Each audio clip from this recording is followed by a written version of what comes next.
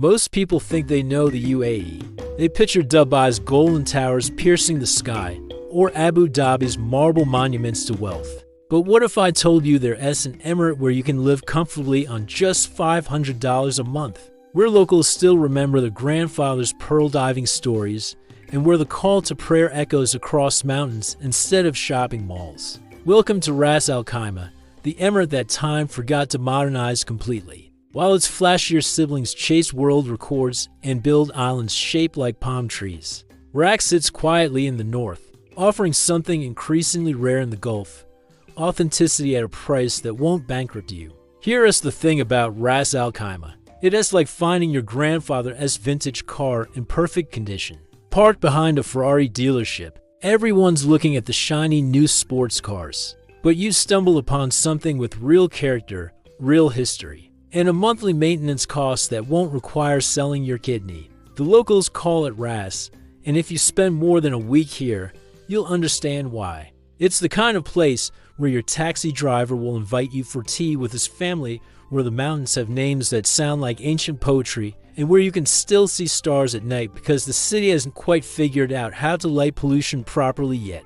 But don't mistake quiet for boring. Rak has secrets that would make Dubai jealous, stories that predate oil money, and a lifestyle that proves happiness doesn't always come with a hefty price tag. The question isn't whether you can afford to visit Ras al Khaimah. It is whether you can afford not to experience what the UAE was like before it became a playground for the super rich. So buckle up, because we're about to take you through an emirate where ancient forts cast shadows on modern highways, where you can eat like a king for the price of a Dubai coffee, and where $500 doesn't just cover your rent, it funds an entire lifestyle that most people pay thousands for elsewhere. The story begins not with skyscrapers, but with mountains that have watched civilizations rise and fall long before anyone thought to drill for oil. Standing at the base of Jebel Jais, the UAE's highest peak, you're really looking at something that makes Dubai's Burj Khalifa seem like a recent addition to the neighborhood.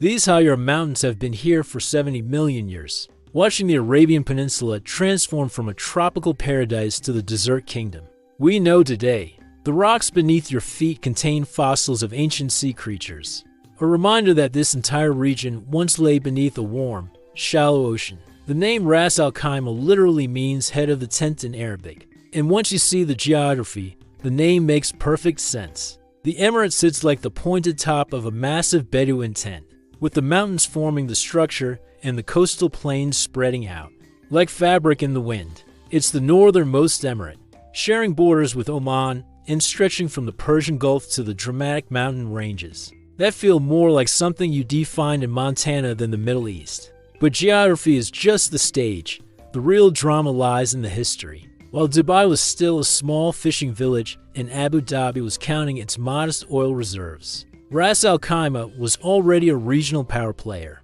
The Al Qasimi family, who rule Rak today, once commanded a maritime empire that stretched across the Gulf. Their ships controlled trade routes from India to the Ottoman Empire, and their influence was so significant that the British felt compelled to sign specific treaties with them in the 19th century. Here is where it gets interesting. Ras al Khaimah was actually the last emirate to join the UAE Federation. While the other 6 emirates signed up in 1971, Rak held out until February 1972, negotiating better terms and maintaining a degree of independence that still shows today. It's like being the last person to join a group project, but instead of getting stuck with the worst parts, you somehow managed to negotiate your way into keeping the most interesting bits for yourself. The pearl diving heritage runs deeper here than in most other emirates. Walk through the old town areas, and you'll still meet elderly men whose fathers and grandfathers spent months at sea, diving to depths that would terrify modern scuba enthusiasts, all for the chance to find a perfect pearl. They detail you stories of the Gaus, the pearl divers, who could hold their breath for minutes at a time descending into the murky depths, armed with nothing but a nose clip, made from turtle shell and a knife to pry oysters from the seabed. These weren't romantic adventures. Pearl diving season ran from May to September, the hottest months of the year, when the Gulf waters were at their most brutal. Men would spend for months on cramped boats, sharing water rations and dry dates. often returning home poorer than when they left, because the pearls they found weren't enough to cover their debt to the boat owner. Yet these same waters that brought hardship also brought prosperity to the region, funding the forts and settlements that would eventually become modern Ras al Khaimah. The transition from pearls to oil wasn't as smooth here as in other emirates. While Abu Dhabi struck liquid gold in massive quantities and Dubai positioned itself as a trading hub, Ras al Khaimah's oil reserves were modest. Instead of seeing this as a disadvantage, the emirate doubled down on its other strengths: agriculture, fishing, and later, manufacturing and tourism. Today's Ras sits at this fascinating intersection of old and new. You can drive from a 14th century fort to a modern shopping mall in 15 minutes. You can watch traditional dhows being built using techniques passed down through generations. Then walk next door to see massive cargo ships being loaded with cement and ceramics bound for Africa and Asia. The mountains aren't just pretty backdrop either, they're full of surprises. The higher range contains some of the UAE's most important archaeological sites, including rock art that is thousands of years old and settlements that show continuous human habitation dating back millennia. Some of these mountain villages were still completely isolated from the modern world until roads were built in the 1980s. What makes Rak's geography truly special is its diversity. You've got mountains that reach nearly 2,000 meters above sea level, where the temperature can drop below freezing in winter. You've got mangrove swamps that look like something from Louisiana. You've got desert areas where Bedouin families still maintain traditional camps, and coastal regions where flamingos arrive by the thousands during migration season. This geographical diversity created a cultural diversity that persists today. Mountain communities developed differently from coastal fishing families, who lived differently from the desert Bedouins, who had their own traditions separate from the pearling communities. Modern Ras al Khaimah is essentially 4 or 5 different traditional lifestyles that learn to coexist and eventually blend into something uniquely Iraqi. The result is an emirate that feels more like a country than a city-state. It has its own character, its own pace, and its own way of balancing tradition with progress that doesn't involve building the world's largest anything or hosting the most expensive anything. This sets the perfect stage for understanding how life actually works here, because Rak's geography and history created a culture that values substance over flash, community over competition, and contentment over constant growth. These mountains didn't just shape the landscape, they shaped the people who call this place home. Morning in Ras al Khaimah doesn't start with the frantic energy of Dubai's Sheikh Zayed Road. Instead, it begins with something far more civilized, the sound of families gathering for breakfast that often stretches past what most of the world considers lunchtime. Walk through any residential neighborhood around 7 a.m., and you'll notice something immediately different from the UAE's more cosmopolitan emirates. People actually know their neighbors, not just the polite nod and smile kind of knowing, but the Mayan is bringing capsa for your son's graduation party kind of knowing. It is the kind of community connection that Dubai residents pay thousands of dollars trying to recreate in exclusive compounds. The daily rhythm here follows a pattern that makes sense when you remember this is still fundamentally a desert region. The serious business of life happens in the early morning and evening, with the middle of the day reserved for the sensible practice of staying indoors or finding shade. Local families often start their day before sunrise, especially during summer months, taking advantage of the cooler temperatures for everything from grocery shopping to visiting relatives. Family structures in Iraq tend to be more traditional than what you define in Dubai or Abu Dhabi. But don't mistake traditional for restrictive. Extended families often live in the same neighborhood, sometimes on the same street, creating support networks that would make Western social workers weep with envy. Grandparents aren't shipped off to retirement communities, they're integral parts of daily life, sharing child-rearing responsibilities and offering wisdom that actually gets listened to. The hospitality here isn't performed for tourists, it's genuine cultural DNA.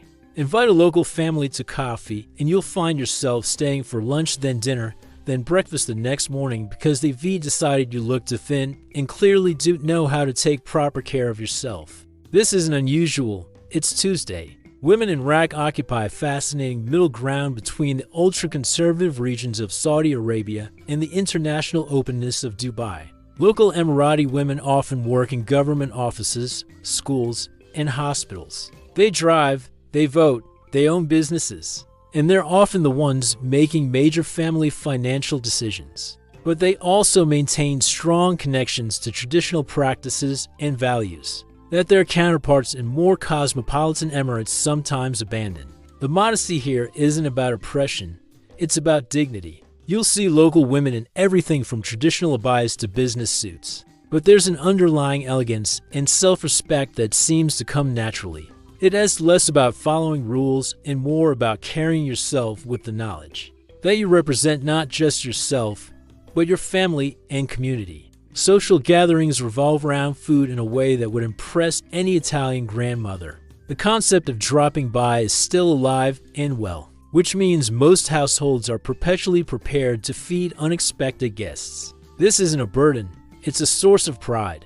The ability to welcome people properly is considered one of the highest social skills. Medina's social life often centers around majlis sessions, traditional sitting areas where community elders discuss everything from business opportunities to family matters to local politics. These aren't formal meetings. They are organic gatherings where younger men learn from older generations, and where community decisions get made through consensus rather than authority. The pace of life itself reflects values that seem revolutionary in our modern world: patience, reflection, and the radical idea that not everything needs to happen immediately. Business meetings might start with half an hour of tea and conversation about families before anyone mentions the actual purpose of the gathering. This isn't inefficiency, it's relationship building. Religious observance is woven into daily life without being oppressive about it. The 5 daily prayers create natural breaks in the day's activities.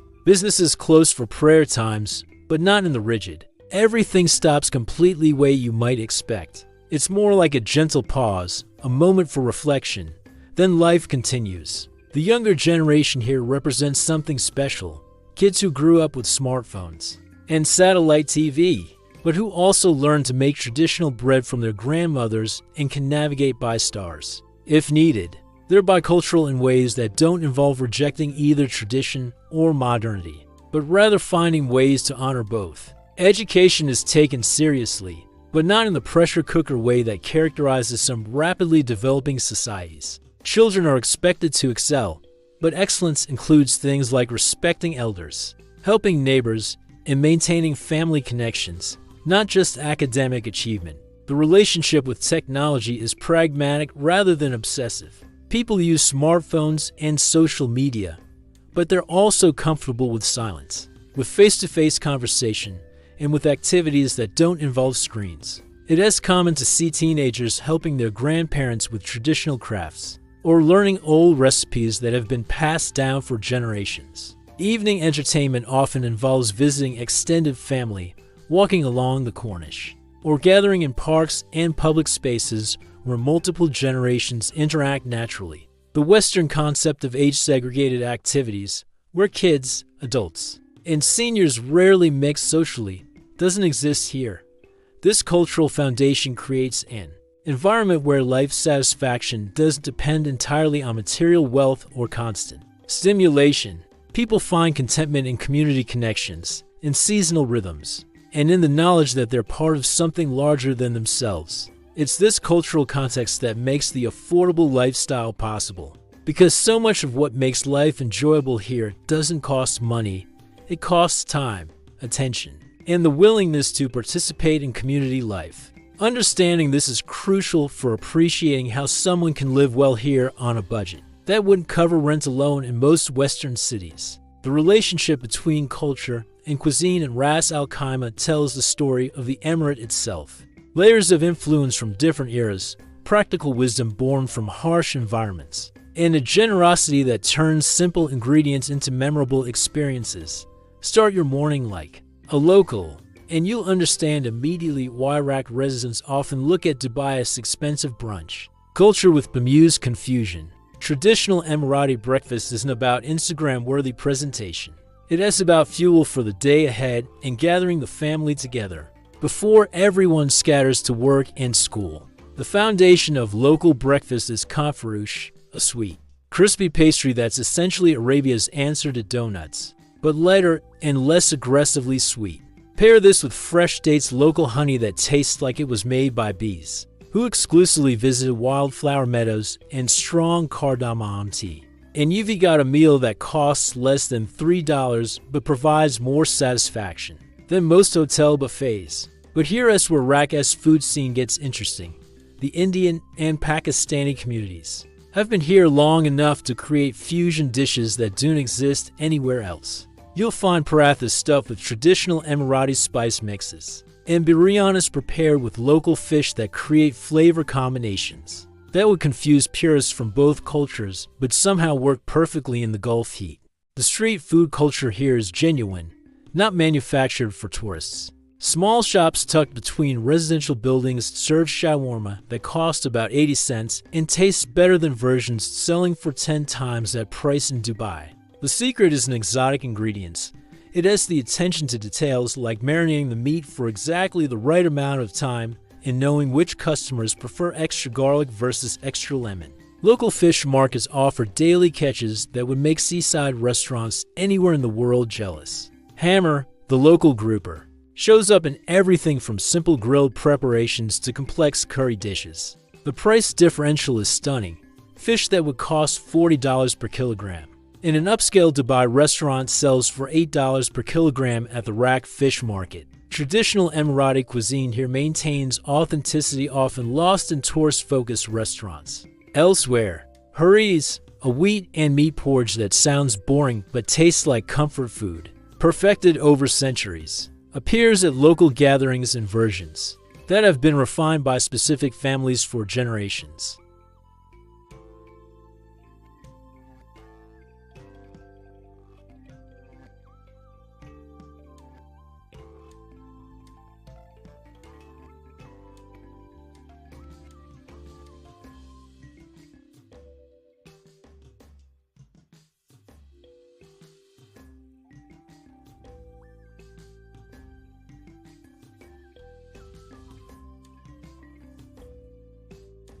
Coffee culture here predates Starbucks by several centuries and operates on completely different principles. Traditional Arabic coffee, kahwa, isn't about caffeine delivery, it's about hospitality ritual.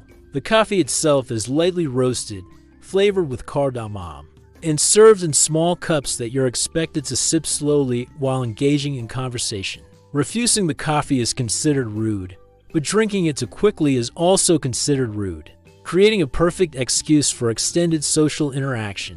Modern coffee shops have adapted this tradition rather than replacing it. Local cafes serve both traditional kahwa and international coffee preparations, often in spaces designed for lengthy conversations rather than quick transactions. These cafes become community centers where business deals get discussed, marriages get arranged, and local politics get debated over successive cups of coffee and plates of dates. The evening food culture revolves around family dinners that start late by Western standards, but make perfect sense in dessert climate terms. Serious cooking begins after the heat of the day passes, and families often eat together around 8 or 9 p.m., creating meals that become social events lasting several hours. Street vendors appear in the evening with grilled corn, fresh fruit juices, and ice creams that provide relief from the heat while bringing neighborhoods together. The vendors know their customers by name, remember preferences, and often extend credit to families between paydays. It's a cash economy built on relationships rather than credit scores. Rak's location allows for food traditions you won't find in inland Emirates. Beach communities still prepare fish using techniques passed down from the pearling era, including methods for preserving catch during long sea voyages. Some of these preservation techniques, particularly for making fish jerky and dried shrimp preparations, create flavors that are intensely concentrated and completely unique to the region. The cost structure of eating in Rak reflects both the abundance of local ingredients and the community-oriented economic approach. A family of 4 can eat well for $15 to $20 per day if they shop at local markets and prepare food at home. Even eating out regularly does break budgets. A substantial meal at a local restaurant typically cost between $3 to $5 per person. Spice markets here aren't tourist attractions. They're working businesses serving local cooks who know exactly what they want. Prices reflect local purchasing power rather than tourist expectations. A kilogram of high-quality saffron costs about the same as a single meal at an upscale Dubai restaurant. The holy month of Ramadan transforms UAE's food culture into something extraordinary. Iftar gatherings, the evening meal that breaks the daily fast, become community events where neighbors share dishes and families cook enough food to feed anyone who might stop by. The generosity during this period isn't performed charity. It's genuine community care that demonstrates how food creates social bonds beyond mere nutrition.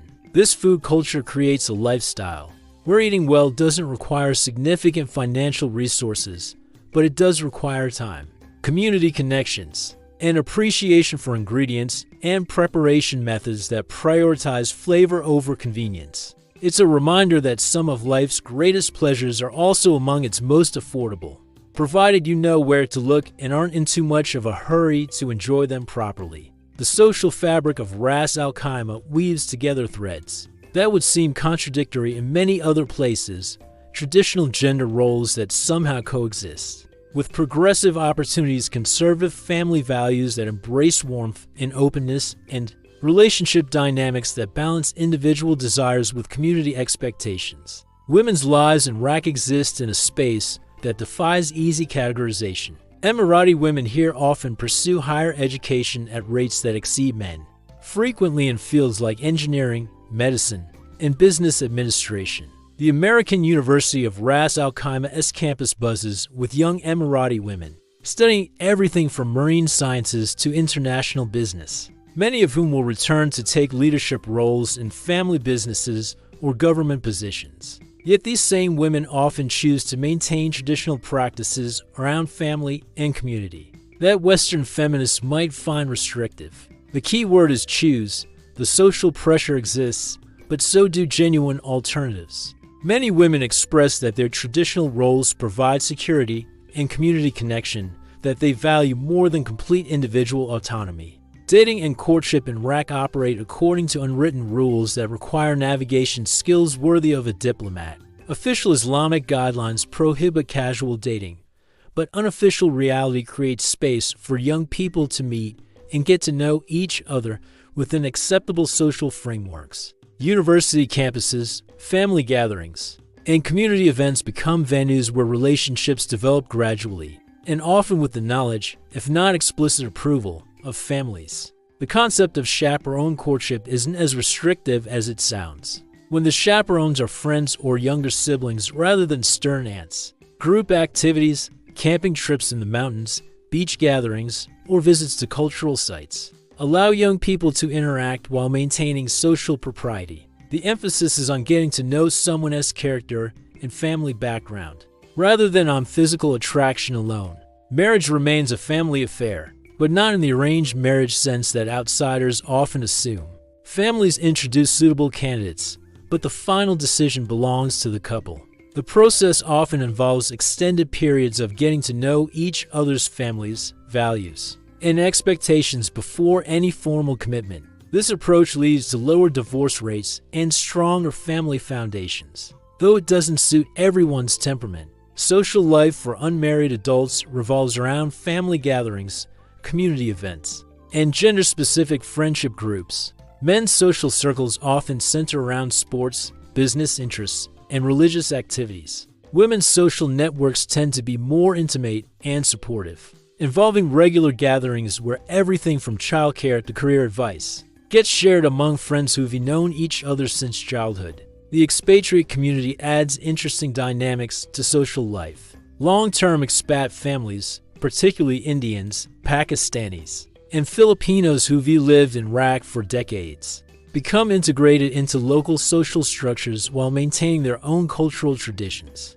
Their children grow up bicultural, comfortable navigating both their parents' heritage and Emirati social norms. Nightlife exists, but not in the Dubai sense of mega clubs and celebrity DJ appearances. Evening entertainment focuses on family-friendly activities, beachside gatherings, mountain camping, traditional music performances, and community festivals. The concept of going out to get drunk and meet strangers isn't just discouraged. It is largely incomprehensible to local social logic. Romance develops differently here than in Western hookup culture. Relationships build slowly, with emphasis on compatibility of values and life goals rather than on immediate chemistry. The pace feels glacial to outsiders accustomed to dating apps and casual relationships, but it creates deeper foundations and stronger family connections. Intercultural relationships, while not officially discouraged, face practical challenges. Emirati citizens who marry non-Emiratis navigate complex visa and inheritance laws that can affect their children as citizenship status. These legal realities influence relationship choices in ways that purely romantic cultures might find unacceptably practical.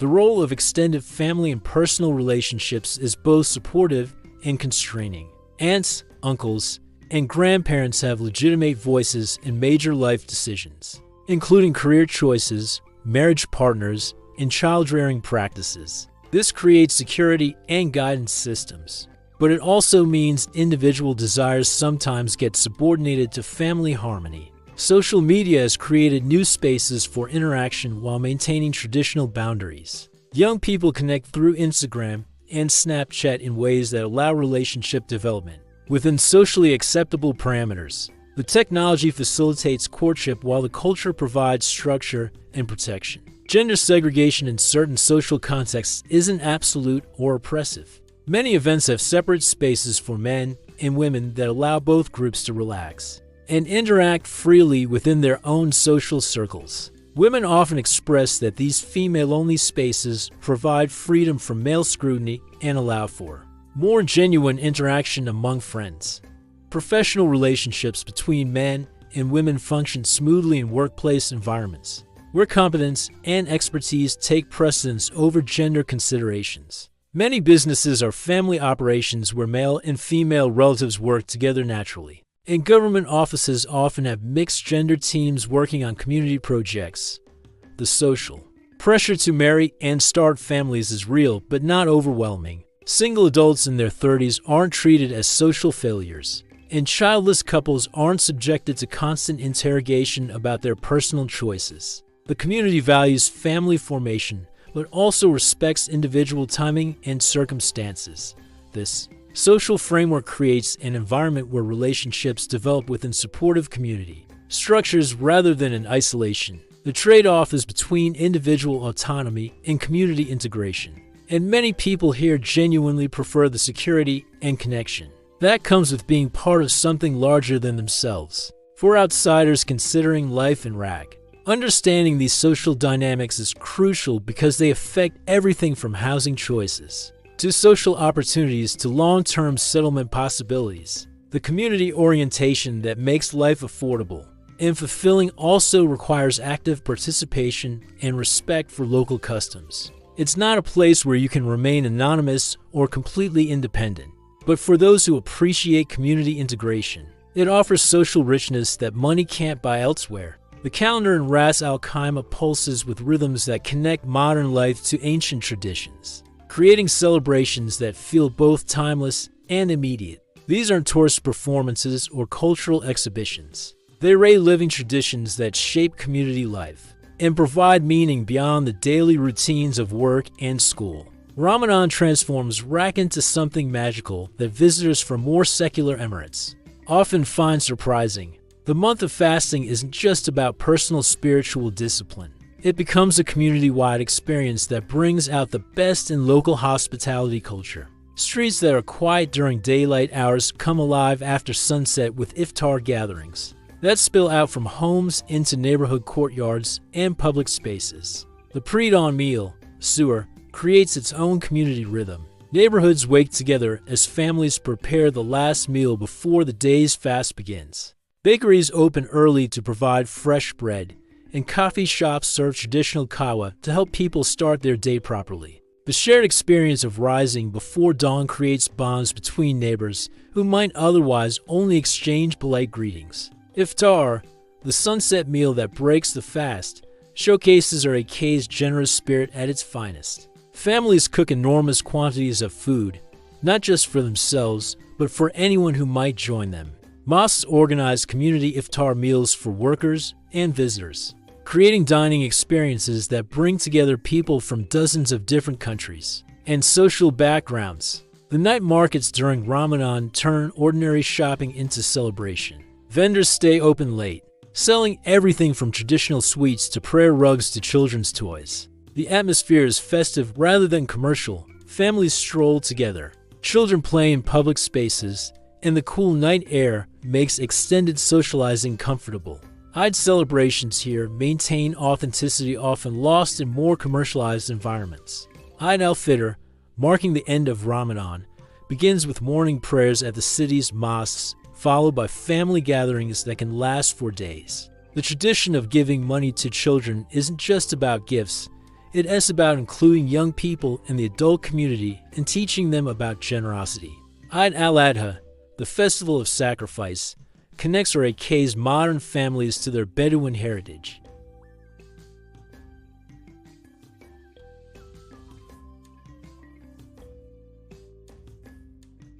The process isn't just ritual.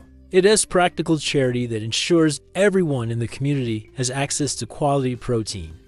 The UAE's National Day celebrations in Iraq feel more authentic than the elaborate spectacles in Dubai and Abu Dhabi, rather than expensive fireworks displays and celebrity performances. The focus is on community parades, traditional dance performances, and family gatherings that celebrate Emirati culture. Rather than just national wealth, traditional pearl diving festivals connect modern Iraq to its maritime heritage.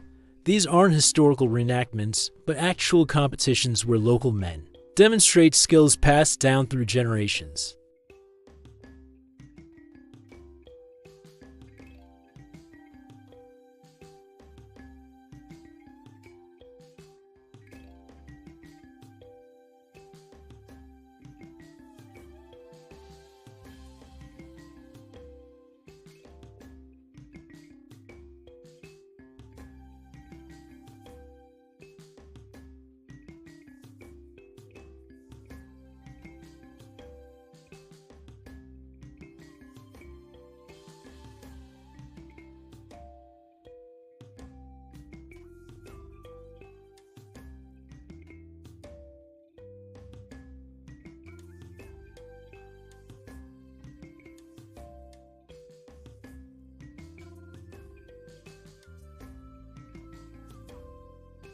Wedding celebrations in Iraq can last for days and involve entire communities.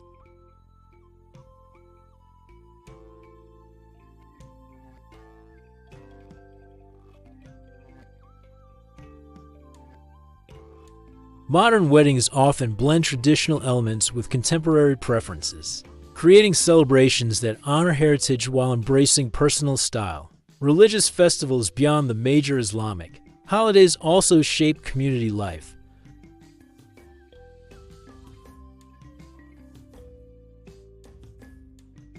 These observances are community-focused rather than just family-centered, creating opportunities for neighbors to connect and for newcomers to learn about local traditions. Seasonal festivals adapt to UAE's climate patterns. Winter camping festivals take advantage of the cooler months when outdoor activities become pleasant. These events often include traditional Bedouin skills competitions, stargazing sessions, and storytelling gatherings around campfires. The fishing season celebrations connect coastal communities to their maritime traditions. Successful fishing trips are marked with community meals featuring the catch, traditional boat blessing ceremonies, and competitions that test both fishing skills and knowledge of marine conditions. Cultural festivals often feature traditional crafts demonstrations, where master artisans teach younger generations skills like pottery, weaving, and metalwork that have been part of Iraq culture. For centuries, these aren't museum pieces, they relay living traditions that continue to evolve.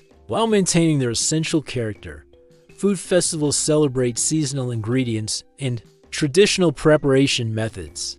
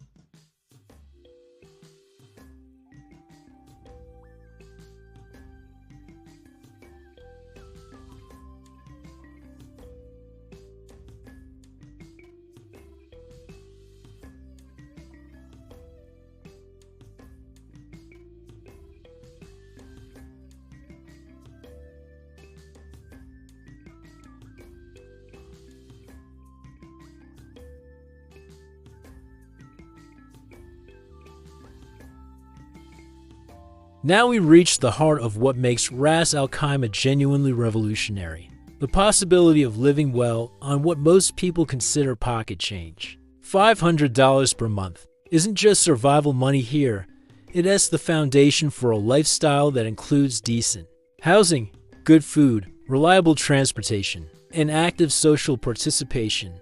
Let's start with the biggest expense, housing. While Dubai studios rent for $1,500 monthly and Abu Dhabi one-bedrooms start at $1,000 to $100, RAK offers options that seem almost fictional to residents of expensive cities. A clean, well-maintained studio apartment in a decent neighborhood rents for $200 to $250 monthly. These aren't luxury accommodations, but they include air conditioning, reliable electricity, and water pressure that actually works. For slightly more space, a one-bedroom apartment in areas like Al Nakhil or Al Hamra ranges from $300 to $400 monthly. These neighborhoods offer grocery stores, restaurants, and public transportation within walking distance. The buildings often include basic amenities like parking and sometimes even small gyms or community rooms. The key to affordable housing in RAK lies in understanding the local rental market, which operates differently from the international expatriate markets in Dubai and Abu Dhabi. Local landlords often prefer long-term tenants who integrate into neighborhood communities, rather than transient residents who treat apartments like hotel rooms. Building relationships with neighbors and showing respect for local customs can lead to rental deals that don't appear in online listings. Shared accommodations push costs even lower. Splitting a two-bedroom apartment with a compatible roommate reduces individual housing costs to $150 to $200 monthly while providing more living space and often better locations. The expatriate community in RAK includes many professionals and students who are open to sensible sharing arrangements. Food costs in RAK reflect both local production and community-oriented retail structures. A monthly grocery budget of $100 to $120 provides healthy, varied meals for someone willing to shop at local markets and prepare food at home. This budget includes fresh vegetables, fruits, grains, dairy products, and occasional meat or fish purchases. The key is learning to shop like a local. Large supermarket chains charge tourist prices, but neighborhood grocery stores, public markets, and direct-from-farm sources offer the same products at a fraction of the cost. Building relationships with vendors leads to better prices, fresher products, and often credit arrangements during tight financial periods. Cooking at home isn't just about saving money, it's about eating better food. Local ingredients are fresh, seasonal, and often organically grown simply because industrial farming methods haven't completely replaced traditional agriculture.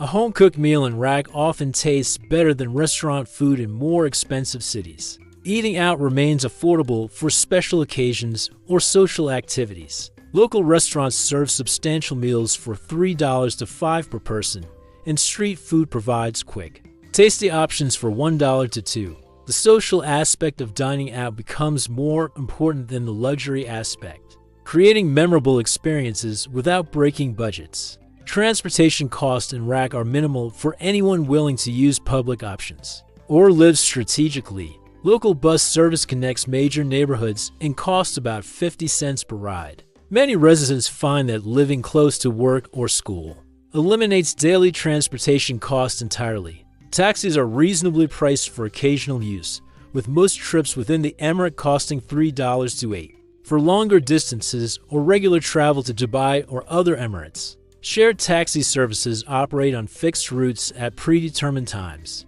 offering comfort and reliability at prices significantly below private transportation. Many expatriate residents find that owning a car isn't necessary if they choose housing and work locations thoughtfully. The money saved on car payments, insurance, fuel, and maintenance can be redirected toward other quality of life improvements or savings goals. Healthcare costs in RAK are manageable through the public health system, which provides basic services at nominal fees, and private clinics that charge reasonable rates for routine care. Prescription medications cost significantly less than in Western countries, and dental care is both affordable and high quality. Entertainment and social activities in RAK often cost little or nothing. because they rate based on community participation rather than commercial venues. Beach access is free, mountain hiking costs nothing beyond transportation, and cultural events are typically community-sponsored rather than profit-driven. The library system provides free internet access, study spaces, and educational programs. Community centers offer fitness facilities, social activities, and skill development programs at minimal cost. Religious centers welcome visitors regardless of background and often organize cultural and educational events that are open to the public. Clothing costs remain reasonable because of the abundance of textile manufacturing and trading in the region. Local markets offer both traditional and modern clothing at prices that reflect regional purchasing power rather than international luxury markets. Utility costs for basic apartments typically run $30 to $50 monthly, depending on air conditioning usage and conservation habits. Internet service costs about $25 to $40 monthly for speeds adequate for work and entertainment needs. The social safety net in RAC includes both formal and informal elements that help residents during financial difficulties. Community support networks often provide temporary assistance.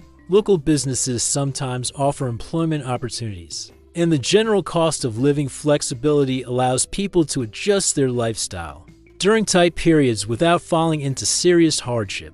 Personal savings become possible on a $500 monthly budget, which is remarkable considering this same amount might not cover rent alone in major Western cities. Many expatriate residents manage to save $50 to $100 monthly while maintaining comfortable lifestyles, creating emergency funds, or accumulating money for future goals. The lifestyle this budget supports isn't about deprivation, it's about different priorities. Instead of expensive entertainment, there's community participation. Instead of luxury goods, there's quality time with friends and family. Instead of material accumulation, there's experience and relationship building. Living well on $500 monthly in RAC requires some cultural adaptation and lifestyle adjustment, but it doesn't require sacrifice of basic comforts or social participation. The trade-offs are mainly about pace of life, community integration, and finding satisfaction in experiences rather than possessions.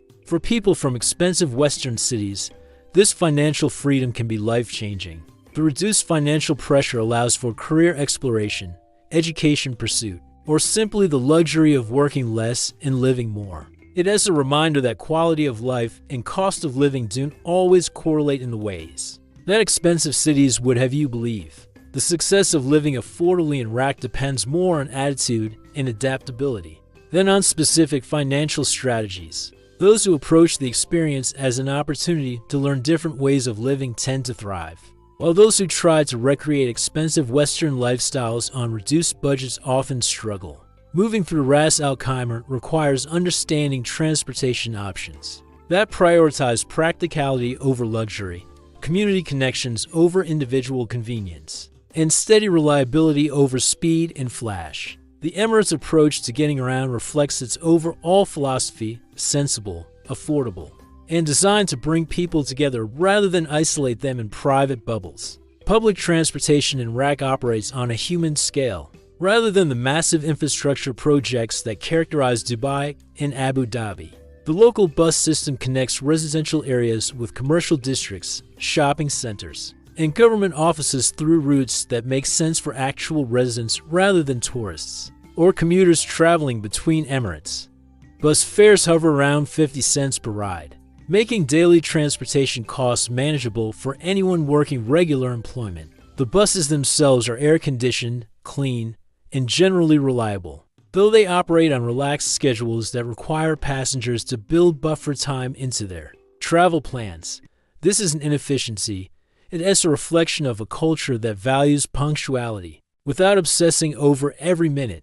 The bus stops function as informal community gathering points, where neighbors encounter each other regularly, creating social connections that car-dependent lifestyles eliminate. Regular passengers develop relationships with drivers and fellow travelers, turning daily commutes into social experiences rather than isolated transit time.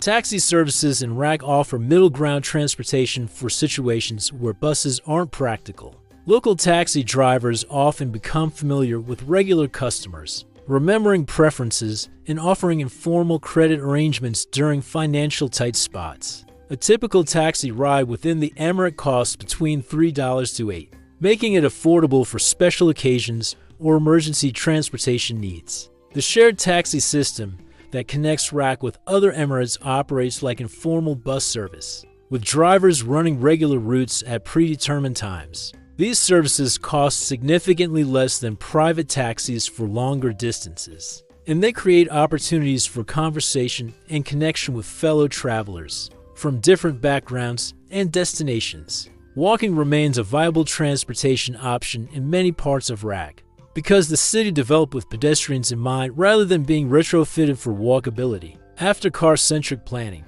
neighborhoods include sidewalks, shade structures, and pedestrian-friendly distances between essential services. Evening walks become social activities as families and friends stroll together through residential areas and along the Corniche. Bicycle transportation is growing in popularity, particularly among younger residents and expatriates from cycling cultures. The relatively flat terrain and increasing bicycle infrastructure make cycling practical for local trips, recreational exercise, and cost-free transportation. Some employers provide bicycle parking and shower facilities, recognizing cycling as a practical commuting option. The lifestyle that emerges from these transportation realities emphasizes local community engagement over constant mobility. People tend to choose housing locations based on walking distance to work, schools, or family members. This creates neighborhood-centered living patterns where daily needs can be met without extensive travel. Shopping patterns adapt to transportation realities in ways that often improve quality of life. Instead of weekly mega shopping trips to distant stores, people shop more frequently at local markets and neighborhood stores. This creates fresher food consumption, reduced food waste, and more regular social interaction with local vendors. Work commutes in RAK are generally shorter and less stressful than in larger Emirates. Many residents walk or take short bus rides to jobs, allowing them to maintain energy for family and community activities after work. The absence of our long traffic jams means that people arrive at work and home in better moods, contributing to overall life satisfaction. The mountain areas of RAK offer different transportation experiences that connect residents to the Emirates' natural heritage. Mountain roads provide access to hiking areas, traditional villages, and camping sites that become weekend destinations for families seeking outdoor recreation. The drives themselves become part of the recreational experience, offering scenic views and opportunities to escape urban environments. Beach access transportation is similarly community-oriented. Public beaches are accessible by bus or short taxi rides, and many beaches include parking areas for families arriving by car. The emphasis is on making coastal recreation available to everyone, rather than restricting beach access to expensive resort guests. Evening transportation patterns reflect social customs around family visiting and community participation. The public transportation system operates later hours during religious and cultural festivals, recognizing that community celebrations extend beyond normal business hours. The relationship between transportation and social life in RAK creates lifestyle patterns that prioritize relationships over mobility. People often choose to live near extended family members, work in their residential neighborhoods when possible, and participate in community activities within walking or short travel distances from their homes. For expatriate residents, adapting to RAK's transportation culture often means embracing a less car-dependent lifestyle than they experienced in their home countries. This adjustment frequently leads to improved physical fitness, reduced transportation costs, and increased community connections that enhance overall quality of life. The environmental impact of RAK's transportation patterns is significantly lower than in car-dependent cities, creating cleaner air and quieter neighborhoods. The reduced traffic congestion makes walking and cycling more pleasant, while creating space for community gatherings and outdoor activities. Learning to navigate RAK's transportation system becomes part of integrating into local culture. Regular bus passengers learn the unwritten social rules. Taxi customers develop relationships with reliable drivers, and pedestrians discover the informal networks of shortcuts and community gathering spots that make local travel efficient and social. The transportation infrastructure reflects RAK's overall approach to development: practical rather than prestigious, community-focused rather than individual-centered, and designed for residents rather than visitors. This creates mobility options that support the affordable lifestyle while encouraging the community participation that makes that lifestyle socially and culturally rich for people accustomed to expensive transportation in major cities. RAK's approach offers both financial relief and lifestyle benefits. The money saved on transportation costs can be redirected toward other priorities, while the community-oriented transportation culture provides social connections that isolated car commuting eliminates. The natural and cultural attractions of Ras al Khaimah offer experiences that rival destinations, costing 10 times as much, providing entertainment and recreation opportunities that make the affordable lifestyle rich with adventure and beauty rather than limited by budget constraints. Jebel Jais stands as the UAE's highest peak, reaching 1,934 meters above sea level and offering experiences that seem impossible in a desert country. The mountain provides year-round recreation opportunities, from hiking and camping to the world's longest zip line for those seeking adrenaline rushes. Winter temperatures at the summit can drop below freezing, creating a genuine four-season climate experience that most Gulf residents never encounter. The drive up Jebel Jais becomes an attraction itself, with switchback roads offering panoramic views across the Emirates and into Oman. Sunrise and sunset viewing from the mountain summit provide spiritual experiences that cost nothing beyond transportation and draw visitors from across the region for regular pilgrimages to witness the daily transformation of light across the Arabian Peninsula. Camping on Jebel Jais connects modern residents to Bedouin traditions while providing affordable multi-day recreation.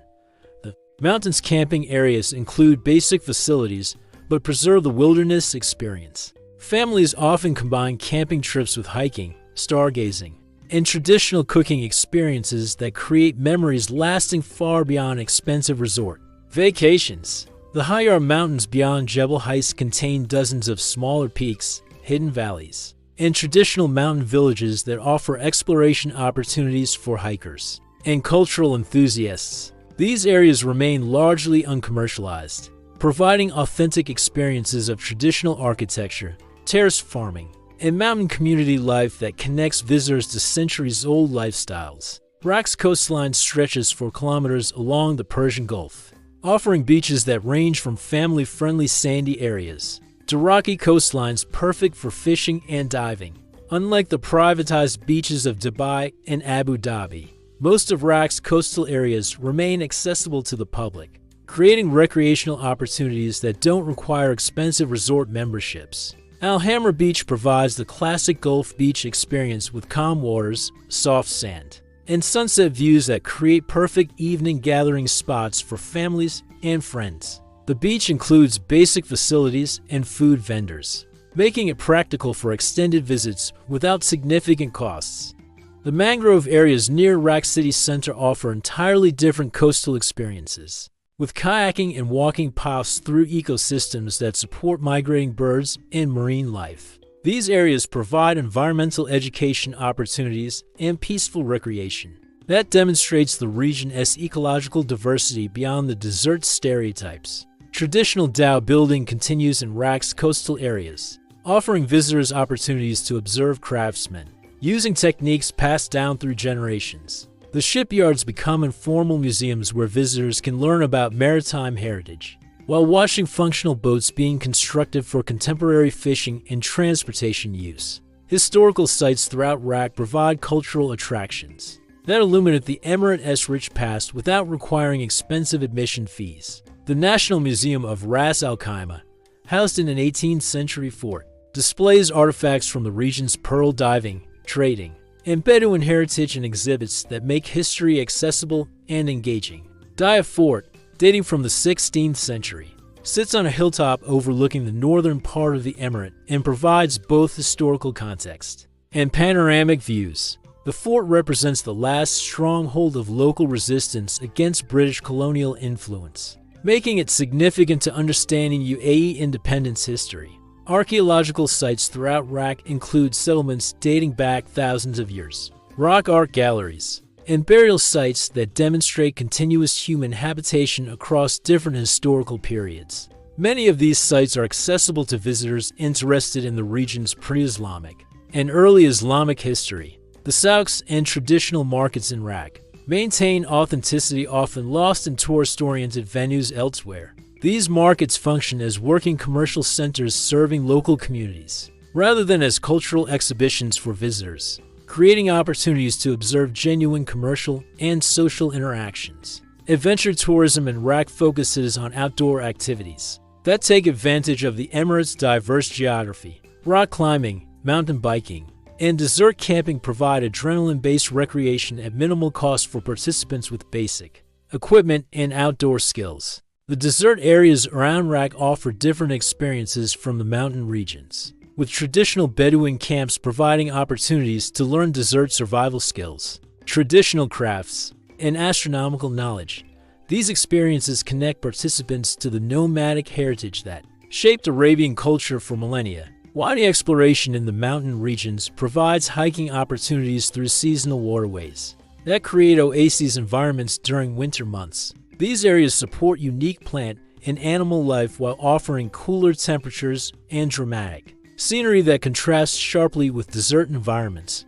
Birdwatching in Iraq attracts enthusiasts from across the region because the Emirate's diverse habitats support both resident and migratory species. Flamingo viewing areas, raptor observation points, and songbird habitats provide year-round opportunities for nature enthusiasts. Cultural festivals and events throughout the year create temporary attractions that celebrate local traditions while providing entertainment and education for residents and visitors.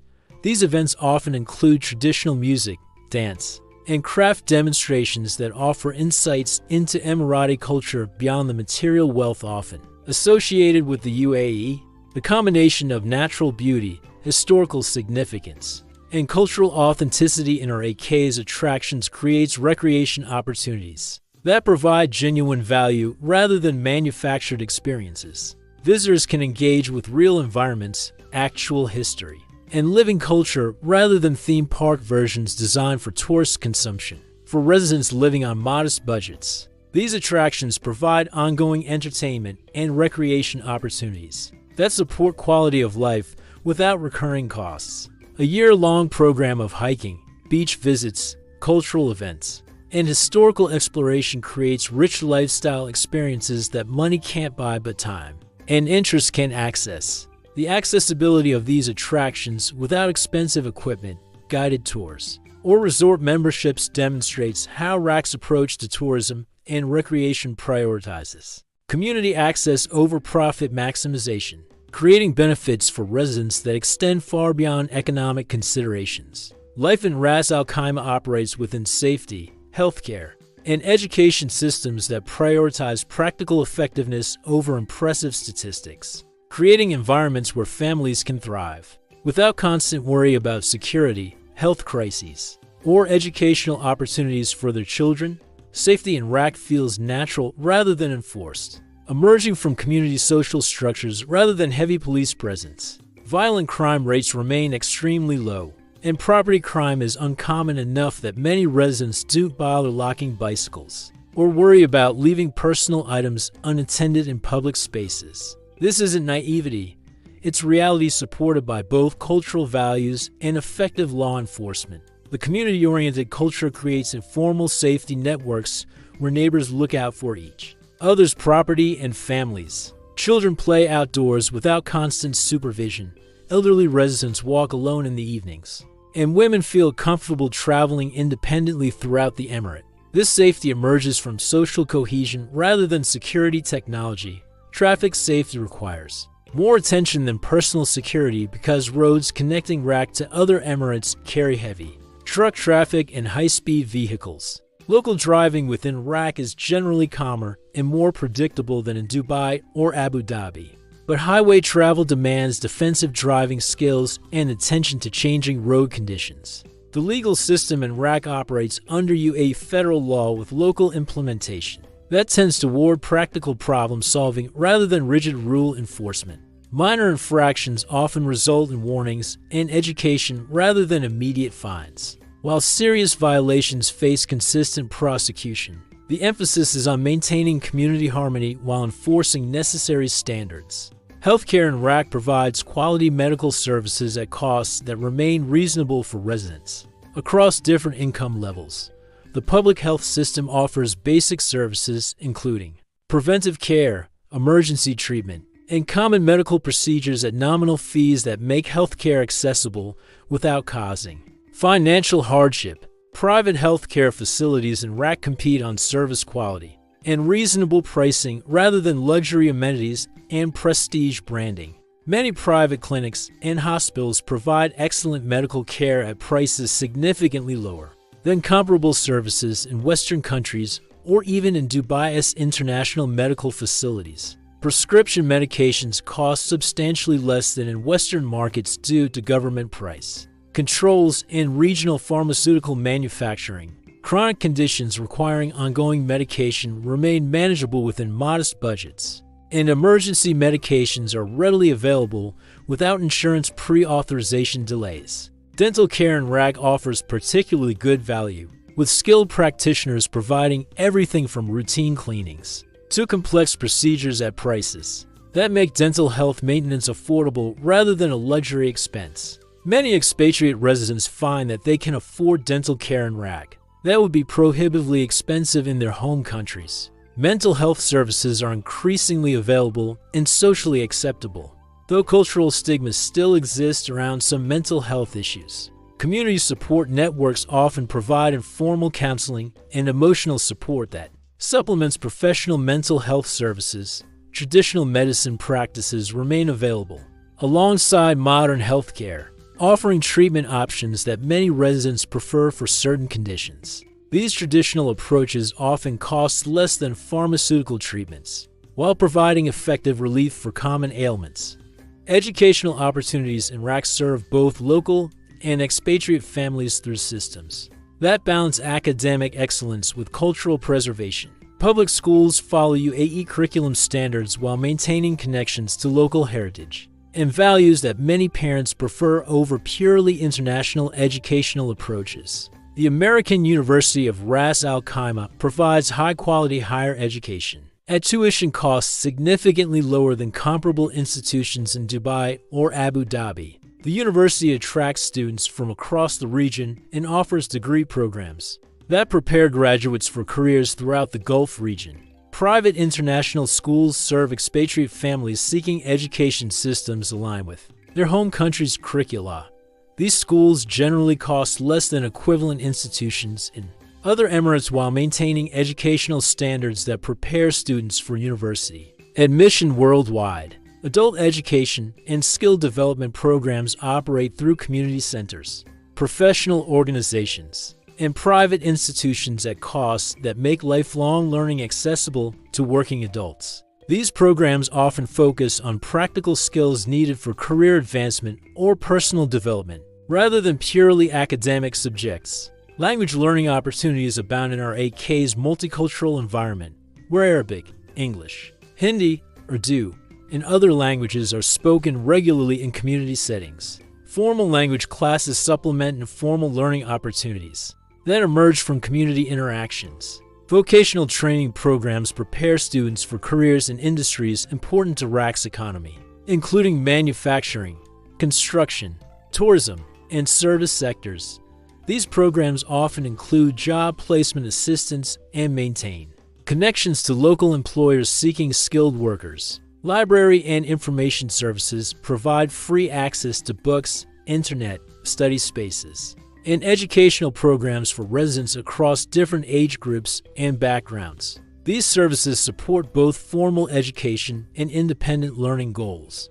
The integration of safety, healthcare, and education systems creates an environment where families can plan for the future without constantly worrying about crisis management. Children can grow up safely, adults can maintain their health affordably, and families can pursue educational goals that improve their long-term prospects. For expatriate families, These systems provide security and opportunities that often exceed what's available in their home countries, particularly for families with modest incomes. The combination of safety, affordable health care, and quality education creates conditions where families can thrive rather than merely survive. The practical effectiveness of these systems reflects RAC's approach to governance and community development, focused on essential services that improve residents' lives, rather than on prestigious projects that generate international attention but don't necessarily benefit local communities. Understanding how these systems work becomes important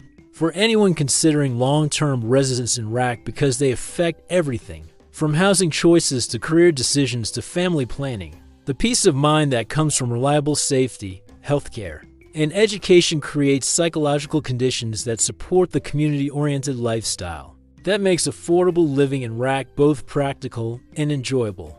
For newcomers to Ras al Khaimah, understanding visa requirements and practical settlement details makes the difference between a smooth transition into local life and months of bureaucratic confusion that can derail the best laid plans for affordable living. Tourist visas for most Western nationalities allow 30-day visits that can be extended for additional 30-day periods, providing flexibility for people who want to explore RAC as a potential residence before committing to longer-term arrangements. These visas can be obtained on arrival at Dubai or Abu Dhabi airports, then used to travel to RAC for extended exploration. Employment visas require job offers from UAE-based employers but offer more stability and benefits than tourist arrangements. Many employers in RAC, particularly in education, healthcare, and business services, actively recruit qualified expatriate professionals and assist with visa processing and settlement logistics. The visa sponsorship system creates relationships between expatriate residents and local sponsors, either employers or Emirati citizens, who take legal responsibility for their sponsored expatriates' conduct and legal status. Understanding these relationships is crucial because they affect everything from banking access to housing rental to travel permissions. Residency permits allow long-term settlement and work authorization throughout the UAE, not just in RAC. These permits require medical examinations, background checks, and ongoing renewals, but they provide stability and access to services that tourist visas don't offer. Investment visas offer pathways to residency for people who can demonstrate financial resources or business investment in UAE-based enterprises. The investment requirements are lower in RAC than in Dubai or Abu Dhabi, making this option accessible to more people seeking long-term settlement. Banking and financial services in RAC operate according to UAE federal regulations, but often provide more personalized service than the large international banks in Dubai. Opening bank accounts requires proper visa status and documentation, but local banks often offer better terms and more flexibility for residents with modest incomes. Housing rental procedures in RAC involve different requirements than in other Emirates, with less emphasis on expensive deposits and advance payments. Many landlords prefer stable, long-term tenants over frequent turnover, creating opportunities for negotiation on rent terms and payment schedules. The DEWA Dubai Electricity and Water Authority, equivalent NRAK Rakez Utility Services, operates with lower connection fees and deposit requirements than utility companies, and more expensive. Emirates, setting up basic utilities typically costs less and involves fewer bureaucratic hurdles. Internet and telecommunications services are widely available through multiple providers competing on price and service quality. Connection costs and monthly fees remain reasonable, and service quality is generally reliable for both personal and professional needs. Transportation registration for people who choose to own vehicles involves straightforward procedures through local RTA offices. Vehicle registration costs, insurance requirements, and licensing procedures are similar throughout the UAE,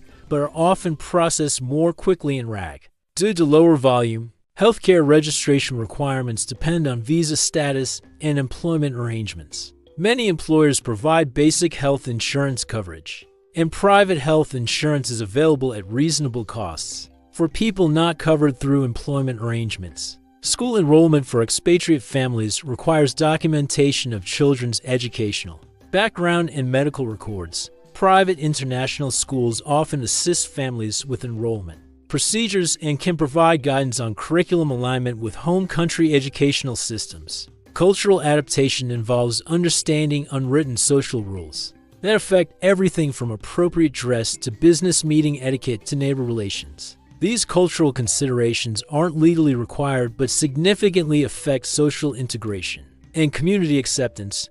Legal requirements for expatriate residents include registration with local police, compliance with UAE labor law, and understanding of local legal procedures for contracts, disputes, and emergency situations. Legal assistance is available through both government offices and private legal services when needed. Professional licensing requirements vary by occupation and often involve credential recognition procedures for qualifications obtained outside the UAE. Professional associations and government offices provide guidance on licensing procedures for specific career fields. Tax implications for expatriate residents include understanding home country tax obligations, as well as UAE tax policies, which currently don't include personal income taxes but may involve other fees and obligations, depending on individual circumstances.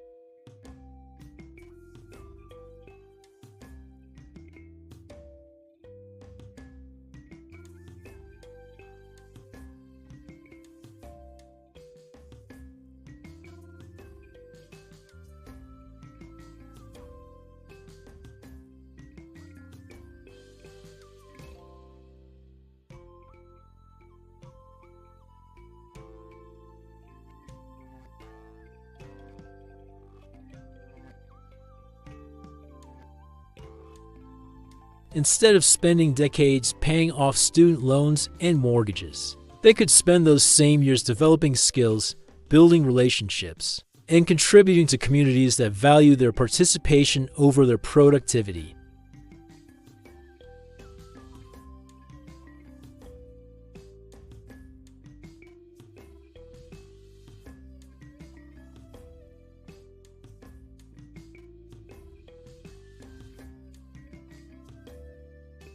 Retirees facing pension shortfalls and healthcare cost increases might find in RAC a model for aging with dignity in communities that respect elderly contributions, rather than warehousing seniors in facilities designed to extract maximum profit from minimum care. The expat entrepreneurs and digital nomads seeking locations where business costs don't consume business profits might appreciate RAC's combination of modern infrastructure, cultural stability, and cost structures that allow small businesses to actually succeed rather than merely survive. But RAC isn't paradise, and honest appreciation requires acknowledging its limitations. The cultural adaptation required for genuine community integration demands flexibility that not everyone possesses or wants to develop. The slower pace of life that makes RAC affordable and peaceful can frustrate people accustomed to instant gratification and constant stimulation.